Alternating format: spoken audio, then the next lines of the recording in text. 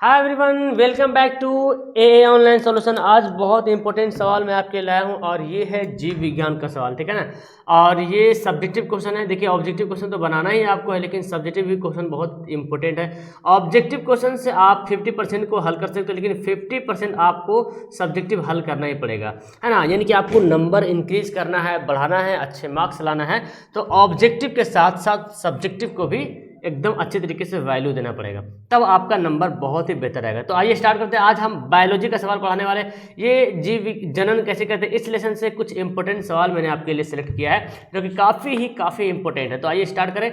और सबसे पहले हमारा सवाल देखिए बोलते हैं मुकुलन क्या है। व्हाट इज मुकुलन, यहाँ पे बोल सकते हैं। तो इसका इंग्लिश होता है बडिंग, ठीक है ना। इसका इंग्लिश बडिंग होता है। What is budding.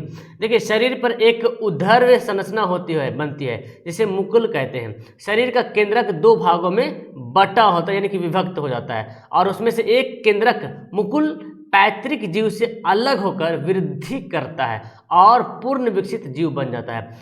इस प्रक्रिया को मुकुलन कहते हैं, जैसे ईस्ट में, हाइड्रा में, ल्यूकोसुलेनिया में, ठीक है ना। ये है मुकुलन का एग्जाम्पल, डिफिनेशन है। तो सवाल बनता है जी कि मुकुलन किसे कहते हैं, व्हाट इज बडिंग। तो आप इस तरह से लिखेंगे। देखिए, होता है क्या ना, जो हाइड्रा है, ईस्ट होता है कि जैसे कि हाइड्रा की बात कर ले, इस तरह से बना होता है। तो ये जन दो भाग में, तीन भाग में जो है बट जाता है, ठीक है ना। बटने बाद फिर इसी में से अलग अलग भाग जो है बट के अलग हो जाता है। अब ये जो अलग तीनों भाग हुए, ये तीनों फिर एक नया बन जाता है, फिर एक नया बनता है, फिर उससे फिर अलग अलग होता है। मतलब वही बोला जा रहा है, शरीर पर एक ऊर्ध्व संरचना होती है, जैसे उठा हुआ गन्ना देखे होंगे आप। गन्ना में कैसे देखते हैं, बीच बीच में पोस्ट लिखा रहता ना, ऐसे गन्ना है तो बीच में मोटा रहेगा, हाँ, गठिया बना रहेगा, उस वहाँ पर से आराम से टूट जाता है ना, आराम से तोड़ लेते हैं। तो वही उसी को बोलते हैं, ऊर्ध्व संरचना बनती है, जिसे मुकुल कहते हैं। और शरीर का जो केंद्रक दो भागों में क्या होता है, विभक्त है। इसका जो केंद्रक दो भागों में बढ़ जाता है, ठीक है, दो भागों में बंटवारा हो जाता है, और उसमें से एक केंद्रक मुकुल पैतृक जीव से अलग होगा। और एक तो क्या होता है ना कि पैतृक जीव बोलते हैं जहाँ से मतलब वो जन्म लिया है, समझो इस तरह से। और पूर्ण विकसित होता है, पूर्ण विकसित जीव बन जाता है। इस प्रक्रिया को क्या कहेंगे, मुकुलन कहेंगे, जैसे ईस्ट में, हाइड्रा में, ल्यूकोसुलेनिया में। मैं यहाँ पे इंग्लिश का भी ट्रांसलेट कर दिया हूँ। मे भी थोड़ा अपना कहीं मिस्टेक होगा तो आप थोड़ा सा इसको कंप्रोमाइज़ कर लेना, ओके। बाकी आप इसको कॉपी कर सकते हो। आगे सवाल पढ़ते हैं। एक लिंगी और द्विलिंगी जीव की परिभाषा दे और एक एक उदाहरण दे, ठीक है। बहुत इंपॉर्टेंट सवाल। तो देखिए, आपको एक लिंगी जीव किसे कहते हैं और द्विलिंगी जीव किसे कहते हैं, उसकी परिभाषा देना है और उदाहरण देना है। सवाल बनता है, देखिए, एक लिंगी, इस वर्ड से पता चला कि एक लिंगी जीव किसे कहते हैं, जिस जीवों में नर और मादा अलग अलग होते हैं, जिस जीवों में नर और मादा अलग अलग होते हैं, एक लिंगी जीव कहलाते हैं। जैसे पुरुष में, मनुष्य में देख लो, मनुष्य में देखते हैं आप, मतलब पुरुष अलग है ना जी, पुरुष का अलग लिंग एक, इसलिए उसको पुरुष बोलते हैं। और स्त्री का अलग लिंग है, इसलिए उसको स्त्री बोलते हैं, ठीक है ना। यानी कि पुरुष और स्त्री का लिंग एक ही जगह नहीं रह सकता, मतलब एक समान नहीं हो सकता, एक ही कोई बंदा नहीं हो सकता। जैसे पुरुष का भी और स्त्री का लिंग दोनों सेम हो, मतलब उसको स्त्री पुरुष दोनों नहीं कहा जा सकता। यानी कि मनुष्य एक जात है जिसमें स्त्री अलग होता है और पुरुष जो अलग होता है। हर स्त्री और पुरुष में अपना अपना अलग, मादा या नर में अलग अलग क्या होता है, लिंग होता है। जीवों में अलग अलग होते हैं, और एक उसमें एक ही लिंग होता है। यानी कि पुरुष का लिंग का, स्त्री का स्त्री लिंग होता है, पुरुष पुल्लिंग होता है ना। तो उसको बोलेंगे क्या, एक लिंगी जीव, ठीक है ना। और इसके अलावा और भी कुछ जानवर में भी आ सकता है। जानवर में भी अक्सर बहुत सारा जानवर में भी होता है, एक ही लिंगी जीव होता है ना। जानवर का भी जोड़ा बना होता है, जैसे कि शेर है तो शेरनी है, बकरा है तो बकरी है ना जी। तो इसका भी लिंग बना होता है लगभग में। अच्छा, देखते हैं द्विलिंगी। ये बहुत बार एग्जाम में पूछा जाता है, डियर द्विलिंगी जीव का एग्जाम्पल है ना। द्विलिंगी से देखिए पता चल, द्विलिंगी जिस जीव में नर और मादा दोनों उपस्थित होता है, मतलब वो एक जीव है, उसमें नर का भी लिंग है और मादा का भी लिंग है। उसे अपना प्रोडक्ट्स करने के लिए, अपना नया संतान पैदा करने के लिए किसी अन्य जीव की सहायता लेने की जरूरत नहीं पड़ेगी, ठीक है ना। वो अपने खुद ही नया जीव पैदा कर लेगा। मतलब वैसा जीव जिसमें नर और मादा दोनों उपस्थित होता है, दोनों का जो क्वालिटी, दोनों का गुण, दोनों का प्रॉपर्टी जो है उसमें उपस्थित होता है। ये जो है जीव जो है द्विलिंगी जीव कहते हैं। जैसे केचुआ बहुत ही अच्छा एग्जाम्पल है। आप इसको इंग्लिश का भी आप चाहो तो इसको स्क्रीनशॉट ले लो और अपने कॉपी में चाहो तो लिख लो, ओके। चलिए अगला सवाल है, जनन कितने प्रकार के होते हैं। बहुत इंपॉर्टेंट, ये भी सवाल आया हुआ, how many types of reproduction are there. जनन जो है कितने प्रकार के होते हैं। देखिए, जनन दो प्रकार के होते हैं, एक अलैंगिक जनन, एक लैंगिक जनन, ठीक है। जनन के कितने प्रकार है? 2 प्रकार है, अलैंगिक जनन और लैंगिक जनन। अब देखिए अलैंगिक जनन क्या होता है। अलैंगिक जनन के लिए नर एवं मादा के जनन अंगों का कोई उपयोग नहीं होता है। अलैंगिक, लैंगिक और अलैंगिक शब्द से ही पता चल रहा है ना जी। लैंगिक बोलेंगे किसको? पहले फिलहाल चलता है। अलैंगिक जनन एक ऐसा जनन है जिसमें नर और मादा के जनन जो अंग है जिससे बच्चा पैदा किया जाता है, जो समझो तो है ना, जिससे जनन होता है, जनन क्रियाएं जिससे होती है, उस का उपयोग नहीं होता है, तो उसको बोलेंगे अलैंगिक जनन। अतः एकल जीव प्राय अलैंगिक जनन, जो एकल जीव है ना वो अलैंगिक जनन ही करते हैं, ठीक है ना। अलैंगिक जनन समझ में आ गया। चलिए अगला देखिए, लैंगिक जनन के लिए नर एवं मादा जनन अंगों का पारस्परिक सम्मेलन आवश्यक है। अतः इसके लिए किसी जाति के 2 व्यक्ति की आवश्यकता पड़ती है, चाहे व्यक्ति हो जाए चाहे जानवर हो जाए। यानी कि लैंगिक जनन में नर और मादा के जनन अंग है उसकी आवश्यकता पड़ेगी, तभी जो है नया संतान पैदा होगा। जैसे ये संसार जो चल रहा है ना, ये लैंगिक जनन पे डिपेंड है। ओके, हमारे जो पूर्वज हैं उनसे ये चलते आ रहे और आज यहाँ पे हम लोग के सामने ये दिख रही है, ठीक है। तो जनन, लैंगिक जनन बोलते हैं जिसमें नर और मादा का जनन अंग पारस्परिक सम्मेलन होता तभी हो पाएगा। अगर ऐसा नहीं है तो उसको अलैंगिक जनन बोलेंगे, लेकिन व्यक्तियों में ऐसा होना आवश्यक है तभी वो जनन कर सकते हैं। यहाँ पे मैंने आप लोग के लिए इसको इंग्लिश में कर दिया, एक्सेसुअल रिप्रोडक्शन एंड सेक्सुअल रिप्रोडक्शन, ठीक है ना। इसको आप लोग पढ़ लो, अच्छे तरीके से समझ लो। फिलहाल मैंने आपको हिंदी में समझा दिया है। ओके, इसको आप स्क्रीनशॉट वगैरह ले लो, ठीक है। चलिए अब आगे सवाल पढ़ते हैं। एक है, वर्षा होने के समय मक्का के परागण क्रिया में क्या प्रभाव पड़ता है। यानी कि जब वर्षा होती है तो मक्का मतलब हुआ मेज, भुट्टा जिसको बोलते हैं, भुट्टा जो खाते हैं ना, तो भुट्टा के परागण क्रिया में क्या प्रभाव पड़ता है। आइए देखते हैं। यहाँ पे मक्का के पौधों में वायु परागण होता है ना। क्या होता है? वायु परागकण होता है, मतलब जो उसका जो नया मक्का पैदा होता है, वायु परागण मतलब परागकण मतलब हुआ कि वायु के द्वारा जो है कण जो है इस पे आएगा, ठीक है ना। मक्का के पौधों में नर पुष्प एक मंजूरी के रूप में शिखर पर लगते हैं। मंजरी बोलता है, मतलब जैसे कि देखे होंगे आप मक्का के पौधा देखे होंगे तो शिखर में देखिए फूल टाइप का दिखेगा आपको, ऐसे है ना। तो नर जो होगा ना, नर मक्का होगा, उसका ऐसे दिखेगा। एक मक्का है, मक्का का पौधा देखेंगे 2 टाइप से रहता है। एक मक्का पौधा रहेगा तो उसका देखिए ऐसे ऐसे रहेगा, ऊपर में फुलंगी टाइप का रहेगा, ये मतलब बना हुआ दाना दाना रहेगा, फूल टाइप का, समझो ऐसा।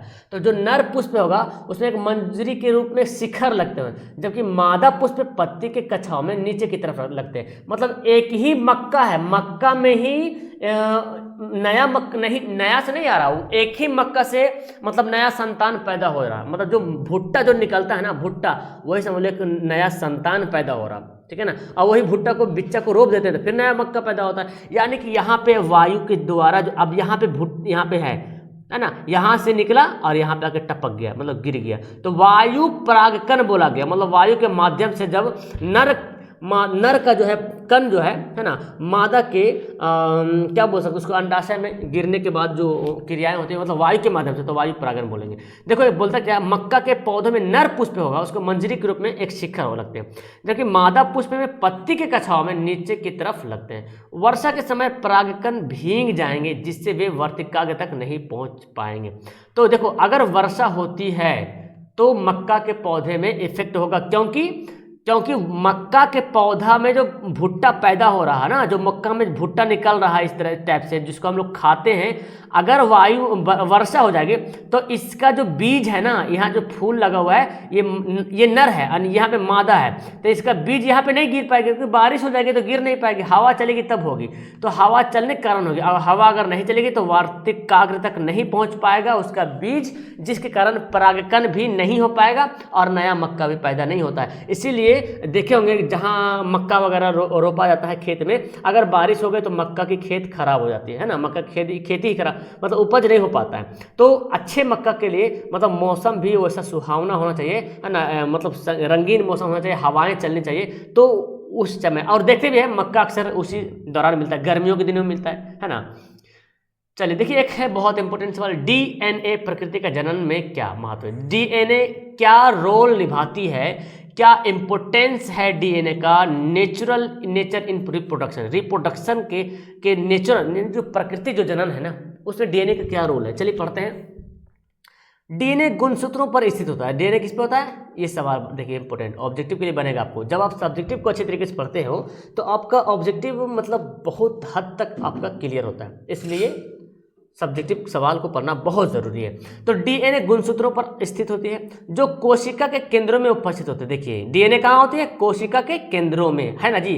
तो ये सवाल बनता है ऑब्जेक्टिव में कि डीएनए कहाँ होता है, कोशिका के केंद्रों में।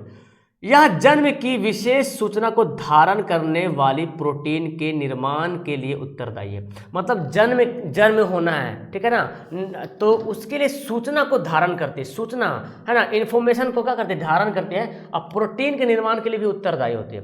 प्रत्येक प्रकार की सूचना के लिए विशिष्ट प्रकार के प्रोटीन उत्तरदायी, मतलब हर प्रकार के जो सूचना हमारे बॉडी में, जान लो जैसे किसी ने आपको मार दिया या कोई हंस रहा, तो आपको हंसी देख सुन के पता चल जाएगा, अरे ये तो फलाना हंस रहा है ना, पता चलता है कि नहीं। आपके घर में आपकी सिस्टर है, आपकी माँ है, आपकी आंटी है, आपकी खाला है, बुआ सब है, लेडीज मान लेते हैं, उनमें से कोई एक अगर हंसती है तो आपको तुरंत पता चलता है, ये तो मेरी अम्मी हंस रही, ये तो मेरी बहन हंस रही। क्यों पता चला, ये कैसे पता चला, ये आपको कैसे पता चला, क्योंकि ये डीएनए जो आपके बॉडी में ना, ये पता करवाया, मतलब इन्फॉर्मेशन को पता करवाया। तो हर प्रकार के जो इन्फॉर्मेशन है उसके लिए अलग अलग जो है विभिन्न प्रकार के प्रोटीन उत्तरदायी होती है। डीएनए के अनुभव में आनुवांशिकी गुणों का संदेश, अब आनुवांशिक गुण का भी संदेश होता है। अरे भाई इसकी माँ काली है ना, तो जब बेटा पैदा होगा तो डीएनए बता देगा इसकी जो माँ काली है तो अब बेटा भी काला निकले। अक्सर ऐसा ही देखा जाता है ना, माँ गोरी है तो डीएनए जो संतान पैदा होगा ना,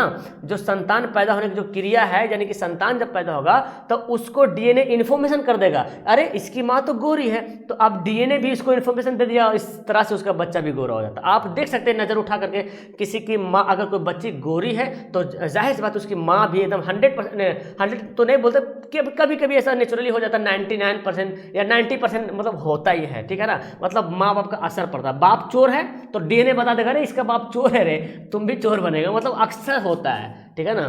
तो कोई जरूरी नहीं, लेकिन अक्सर ऐसा होता है, माता पिता का आनुवांशिक गुण पहुंच जाता है, तो आनुवांशिक गुणों का संदेश होता है जो जनक के संतति पीढ़ी में पहुंच, अब जो पैदा होने वाला वहां तक क्या होता है, पहुंच जाता है। तो मेरे ख्याल से आपको मैंने डीएनए के बारे में समझा दिया है, इसको आप पढ़ लेना, ठीक है। देखो यहाँ पे इंग्लिश वाला है, this is very important dear, आप इंग्लिश में हो तो इंग्लिश को इसको नोट कर लेना, ओके। चलिए अब मैं आपको एक और सवाल है, कुछ पौधों को उगाने के लिए कायिक प्रवर्धन का उपयोग करते हैं ना, कुछ पौधों को उगाना है, कायिक प्रवर्धन मतलब कभी किसी को पौधों को काट के लगा देते हैं ना, देखते हैं ना, जैसे मुनगा का पौधा, मुनगा बोले तो एक लंबा लंबा टाइप का सब्जी होता है, पेड़ में उगता है, याद है ना, मुनगा उसको बोला, इसके डाट बोलता है, डाट बोलता है या मुनगा इस तरह का बोलता है, पौधा में फलता है, ठीक है ना, और उसका सब्जी हम लोग खाते हैं। तो देखते हैं उसका पौधा का तना काट के रोप दीजिएगा तो फिर नया पौधा बन जाएगा। गुलाब का भी वही हाल है ना, बहुत सारे पौधे तना काट के रोप देता हो जाता है ना, तो पत्ती से भी निकल जाता है। तो देखिए उसी को बोलते हैं कायिक प्रवर्धन। कुछ पौधों को उगाने के लिए कायिक प्रवर्धन का उपयोग किया जाता है, क्योंकि कुछ पौधे बीज रहित होते, मतलब कुछ पौधे में बीज नहीं होते, बीज रहित मतलब बीज निहित होते हैं, ठीक है ना, रहित के मतलब नहीं, ठीक है ना। देखो यहाँ पे होगा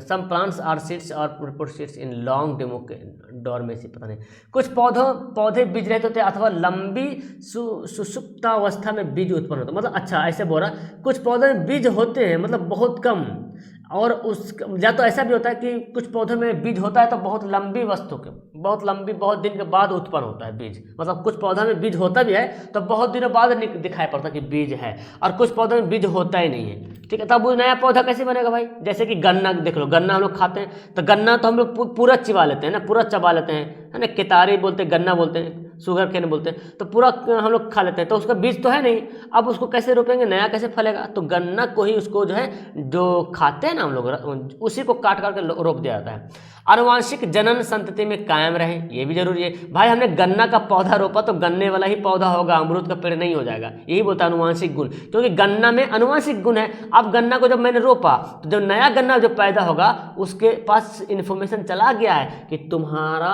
जो क्या बोलते हैं, तुम्हारा जो उसको बोल सकते हैं माता पिता जो था, यानी जिन्होंने तुमको पैदा किया वो गन्ना है, गन्ना, इसलिए तुम भी गन्ना बनना, अमरूद का पेड़ मत बन जाना, आम का पेड़ मत बन जाना, ठीक है ना। कुछ पौधों का विकास की किस गति से किया जाता है, कुछ पौधों का विकास किस गति से किया, मतलब कुछ पौधों का विकास भी अलग टाइप का होता है, तो उसके लिए भी हम लोग काई पौधों का उपयोग करते हैं कि है ना, इसका विकास देखते होंगे आप, सजावटी पौधा वगैरह देखोगे है ना, उसमें देखिए कितना डिजाइनिंग से सजाया जाता है, पौधों को काटा जाता है, तो उसके लिए इम्पोर्टेंट है। यहाँ पे मैंने लिख दिया। एक लास्ट सवाल मैं आपको बताता हूँ, नर तथा मादा हार्मोन जनन हार्मोन का नाम बताइए। बहुत इंपॉर्टेंट सवाल बनता है कि नर हार्मोन का नाम बताओ, मादा जनन हार्मोन का नाम बताओ, और उसका कार्य भी लिखिए। देखिए नर जनन हार्मोन के नाम टेस्टोस्टेरोन, ठीक है ना, नर जनन हार्मोन का नाम क्या है, टेस्टोस्टेरोन। सवाल बनता है कि टेस्टोस्टेरोन हार्मोन किसमें पाया जाता है, तो नर में, ठीक है ना। अब इसका कार्य देखिए, या शुक्राणुओं का निर्माण करता है। टेस्टोस्टेरोन क्या करता है, शुक्राणुओं का निर्माण करता है। याद रखिए टेस्टोस्टेरोन जो है शुक्राणुओं का निर्माण करता है, ये है जनन हार्मोन। अगर शुक्राणु का निर्माण नहीं होगा तो फिर मनुष्य में यानी कि पुरुष में जनन की क्षमता, जनन का जो चाहत होगा, जो इच्छा होगी वो नहीं आ पाएगा। अब जब जनन का इच्छा नहीं आ पाएगा तो फिर नया संतान कैसे पैदा होगा उसका, है ना, फिर दुनिया कैसे बन पाएगी। जो भी दुनिया में भी जो लोग आ रहे हैं, हम हैं, आप हैं, सब है ना, तो ये कैसे हैं, तो कहीं ना कहीं जो पुरुष में ये जो शुक्राणु का होना बहुत ज़रूरी है। जब पुरुष में शुक्राणु नहीं रहेगा तो होगा नहीं। आप देखोगे बहुत लोग जैसे कि क्या बोलते हैं, बकरा पैदा होता है घर में, तो क्या करते हैं उसको हम लोग शुक्राणु को जो निकाल देते हैं, है ना। तो क्यों निकालते हैं, और उसको निकालने के बाद क्या बनता है, उसको हम लोग बोलते हैं खस्सी बन गया, खस्सी अक्सर बोलते होंगे खस्सी बन गया, क्योंकि इसमें जो है ना सेक्स का पावर खत्म हो जाता है। अब वो किसी सेक्स नहीं करेगा ना, वो किसी से मतलब उसके अंदर क्षमता ही नहीं बनेगा। तो शुक्राणु मेल में होता है, याद रखिएगा। अच्छा, मादा जनन हार्मोन का नाम क्या है, एस्ट्रोन और प्रोजेस्ट्रॉन। ये बहुत इंपॉर्टेंट डियर है ना, इसको समझिए, एस्ट्रोजन और प्रोजेस्ट्रॉन, ठीक है ना। तो एस्ट्रोजन और प्रोजेस्ट्रॉन ये मादा जनन हार्मोन है। सवाल बनता है कि मादा जनन हार्मोन कौन कौन है।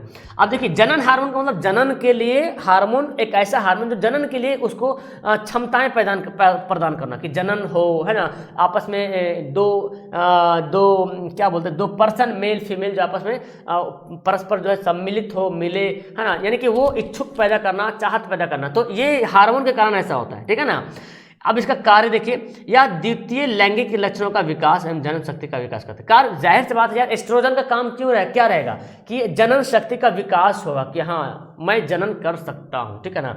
प्रोजेस्टेरोन का कार्य क्या, या भ्रूण के विकास में सहायता है, पोषण की सहायता। देखिए यहाँ पे टेस्टोस्टेरोन का काम क्या है, सिर्फ शुक्राणु का निर्माण, शुक्राणु निर्माण होना काफी है। शुक्राणु निर्माण होगा और जब पुरुष और महिला जब आपस में सेक्स करेंगे, यानी कि जब माता पिता जब ऐसे करेंगे तो फिर क्या होगा, मतलब फिर इसका शुक्राणु फिर इसमें चला जाएगा। तो फिर जब जाएगा तो ये जो एस्ट्रोजन है ना, ये जन्म शक्ति का विकास इसके अंदर होगा, लक्षण पैदा होगा कि हाँ यार हम भी मतलब बच्चे को जन्म दे सकते हैं। और ये जब बच्चे के जन्म देने की जब क्षमता बन जाएगा, जब बन जाएगा तो उसका निर्माण करेगा, भ्रूण के विकास में सहायता कौन करेगा, प्रोजेस्टेरोन। तो बहुत अच्छी तरीके से आपको समझना है, इस तरह समझ के लिखना है, ठीक है ना।